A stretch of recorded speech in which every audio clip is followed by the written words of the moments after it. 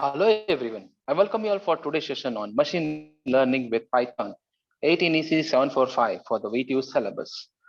I am your friend Madhavas, Assistant Professor, Department of ENC, Gaussian College of Engineering. And today we are going to study Artificial Neural Network, Module 3. Before going to detail, subscribe to my channel, click on the bell icon for further notification or share with your friends for the helpful. First, let us see the content, what we're going to see in the artificial neural network. First, we'll be concentrating on introduction. Next, neural network representation, some appropriate problems present in the artificial neural networks, perceptrons, backpropagation algorithm, and example program in Python. In today's session, we'll be studying a basic introduction about artificial neural network. Artificial neural network provides a general practical method for learning a real valued, discrete valued, and a vector valued target function. So as we can just see, so artificial neural networks are a computing system. It's inspired by biological neural networks that constitutes human brain. So how our human brain works, depending upon this concept, an artificial neural network has been developed. And how does it perform? Is that it provides general practical methods for learning the real valued, discrete valued, and a vector valued function. So whatever the learning process is there, it takes the real values. Okay, one simple example, what we are discussing now, or what we are observing, it is being seen through the eyes and it goes to the brain, it processes and decides what we have observed and gives the response according to that. So in this way, we perform the artificial neural network here. So it is also called as an ANN. So an ANN is based on a collection of connected units or nodes called as artificial neurons. So here we can see each connection, like synapses in a biological brain, can transmit a signal to another neuron. So if you observe, this is one neuron structure and this is another one neuron, how this one neuron and another neuron are connected with the help of the synapses, and how the information is passed from one neuron to the another there. So as we can just see, we have 5 different sense organs there. Okay, so one is skin, eyes, nose, tongue, ears.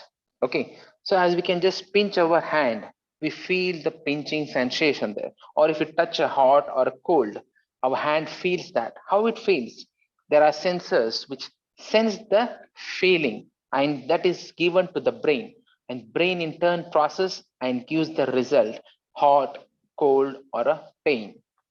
So like this, we are performing the operation artificially there.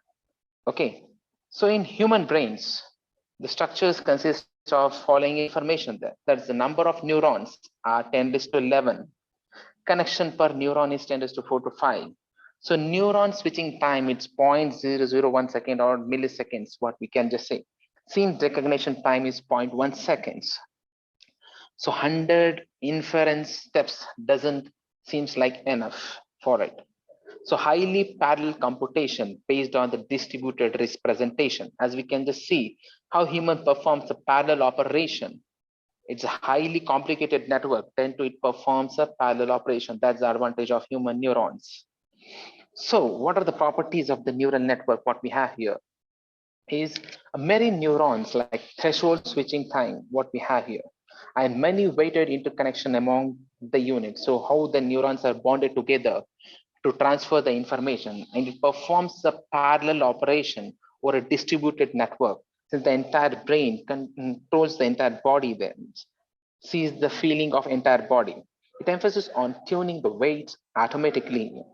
So input is a high dimensional discrete or real value.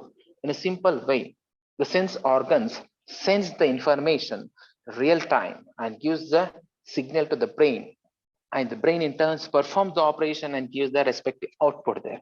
In similar case, an artificial neuron has been designed for the technology there. So what is this? So each artificial neuron has inputs and produces a single output, many output depends upon the design, which can be sent to a multiple other neurons. So this one form what we have, the inputs can be a feature value of a sample of external data, such as images or documents, or they can be the output of other neurons. So here, what can be the real value? Either it can have an external data or the images what we are observing there, or any of the documentation what we are reading, or depending upon any other signal received by the neurons when it is performing the parallel operation. So output of the final output neuron is what is the net accomplishment of the task, such as recognizing an object in an image. So final output depends upon what is the result it is giving, depending upon what type of an output what we need. So we can just see here how the particular artificial neuron is performing the operation there. So to find the output of the neuron, first we must take the weighted sum of all the inputs, or weighted by the weights of connections from the input to the neuron, and then perform the activation function. So this weighted sum is sometimes called as activation, and this weighted sum is then passed through an activation function to produce the respective neuron outputs. And this is the simple architecture of an artificial neural network. So the initial inputs are external data such as images and documents, as we already discussed there. So the ultimate output accomplishment of the task is that recognizing an object in an image form or with the respective data requirements what we have. So we can see here simple architecture of an artificial neuron network. It has been divided into 3 layers. They are input layer, hidden layer or intermediate layer, and the output layer. So if you observe, all the nodes of input layer is connected to the hidden layer, should be connected to the hidden layer, and all the nodes of a hidden layer should be connected to the output layer there. What does this input layer perform? The input layer receives the input signal or a data or the information or a feature or a measurements from the external environment. So the input node just accepts the information. Okay, and these inputs are often called as samples of or patterns, which are usually normalized within the limits values produced by the activation functions. So what does this hidden layer does? The hidden layer has the neuron which are responsible for extracting the information from the input. So the hidden layer extracts the information what is present in the input, what it has received, or the data, and it processes and generates the respective output. And this hidden layer plays a very, very important role in generating the output. So output layers are what? Are responsible for producing and presenting the final network output, which may result from processing performed by the neuron by the previous layer. And here the previous layer is what we can just say is hidden layer. So the output layer, what it performs is that it just gives the final output. That's how the output should look. The presentation is taken care by the output layer. So these are some of the basic introduction about the artificial neural network. If you have any questions, go to the comment section, write down your questions. I will reply to your questions.